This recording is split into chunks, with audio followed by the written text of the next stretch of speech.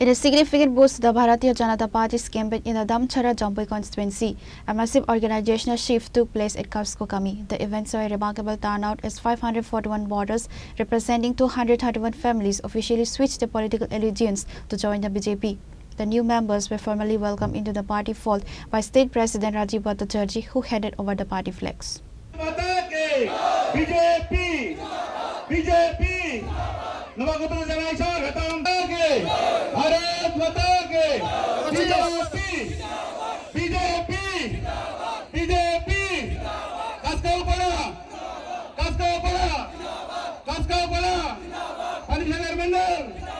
The new members were formally welcomed by BJP State President Rajiv Bhattacharjee, Panisagar Bidhan Sabha MLA Binoy Busandas, candidate Rabindra Riang and other leaders by handing over the party flag.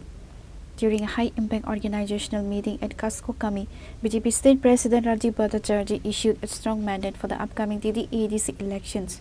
Speaking to a massive gathering of new party inductees, the State President positioned the BJP as the sole architect of indigenous development in Tripura. দাদা আজকে দামছড়ার একটা প্রত্যন্ত এলাকায় এসেছেন, কি দেখলেন, কি সাড়া পেলেন এবং একটা জয়েনিং কর্মসূচি আপনি করলেন, দেখলাম কি রকম সাড়া পেলেন? দেখুন, আগামী 12ই এপ্রিল এডিসি নির্বাচনকে সামনে রেখে আমরা দামছড়া 1 নম্বর দামছড়া জম্পুই সিটে আমাদের প্রার্থী হয়েছে রবীন্দ্র রিয়া। ওনার সমর্থনে কাস্কো যে ব্রুস সেটেলমেন্ট ক্যাম্প রয়েছে সেখানে নির্বাচনী জনসভা হয়। আমার সঙ্গে আমার এই এলাকার সম্মানিত বিধায়ক বিনয় ভূষণ দাস জিও ছিলেন এবং আমাদের ক্যান্ডিডেটও আছেন, অনেক নেতৃত্বরা আছেন। আজকে এখানে প্রায় 131 পরিবারের প্রায় 541 জন ভোটার ভারতীয় জনতা পার্টিতে সামিল হয়েছেন এবং তার মূল লক্ষ্য হলো যে বিগত দিনে এই যে যারা ব্রুস সেটেলমেন্ট আজকে তারা ত্রিপুরা রাজ্যের নাগরিক গর্ব করে বলতে পারে, তাদের আধার কার্ড, রেশন কার্ড, তার ব্যবস্থা এবং তাদেরকে শরণার্থী আখ্যায়িত করা হতো ত্রিপুরা রাজ্যে। টানা 23 বছর ধরে তারা ত্রিপুরা রাজ্যে বসবাস করতে, অথচ কোনো দল, কোনো রাজনৈতিক প্রেক্ষাপটে বা কোনো সরকার তাদেরকে নাগরিকত্ব দেয়নি, তাদের রেশন কার্ড হয়নি। একমাত্র ভারতীয় জনতা পার্টি সরকার 2018-তে ক্ষমতায় আসার পর কেন্দ্রে নরেন্দ্র মোদীজির সরকার তাদেরকে স্থায়ীভাবে ত্রিপুরা রাজ্যে বসবাসের সুযোগ যদি করে দিয়ে থাকে একমাত্র ভারতীয় জনতা পার্টির সরকার, ডাবল ইঞ্জিনের সরকার।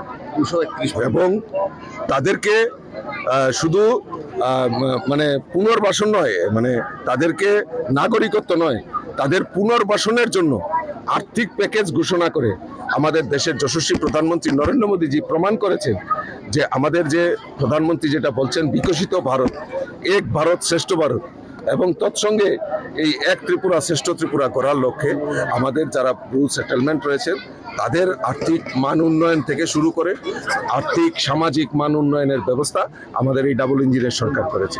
তাই মানুষের মধ্যে একটা স্বতঃস্ফূর্ততা রয়েছে। 2021-এও এখান থেকে একজন নির্বাচিত প্রতিনিধি ওনারা পাঠিয়েছিলেন, কিন্তু ওনাদের দুঃখ দুর্দশা মোচনের জন্য একবারও তাদের খোঁজখবর নেয়নি। এবং আমরা আশাবাদী যে আগামী যে এডিসি নির্বাচন, সেই নির্বাচনে আমাদের প্রার্থী রবীন্দ্র রিয়াং বিপুল ভোটে এখান থেকে জয়ী হয়ে এই এলাকার দুঃখ দুর্দশা এবং ডেভেলপমেন্টের জন্য উনি কাজ করবেন।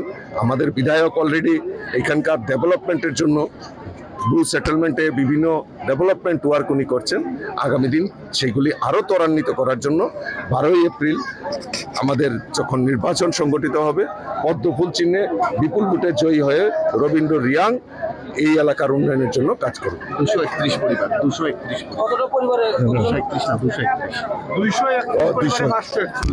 231 পরিবারের 541 ভোটার ভারতীয় জনতা পার্টিতে যোগদান করেছে।